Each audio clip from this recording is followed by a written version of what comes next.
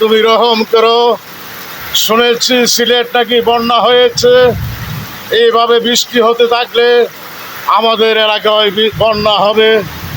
পানি লেগে গিয়েছে, অনেক পানি লেগে গিয়েছে, বৃষ্টির পানি।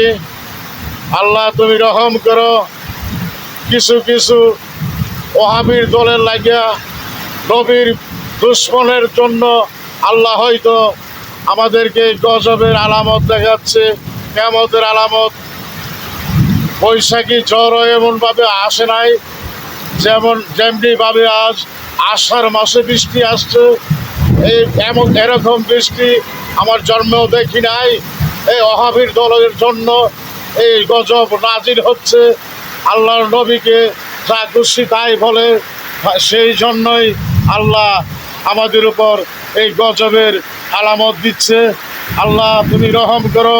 কিছু কিছু দুশ্মনের জন্য সকল মানুষের উপর গজব নাজির করো না মাবুদ। তোমার দোহাই মাবুদ।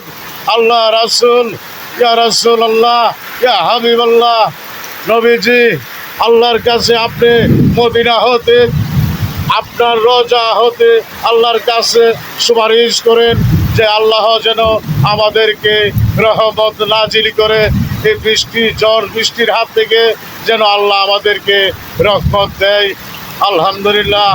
আল্লাহ তুমি বৃষ্টি থেকে, ঝড় বৃষ্টি থেকে, অতিরিক্ত ঝড় বৃষ্টি যেন আমাদের এলাকায় না হয়, কোনো এলাকায় যেন ঝড় বৃষ্টিতে ক্ষতি না হয়। আল্লাহ তুমি রহম করো। নবীজি, আপনি দয়ার নজর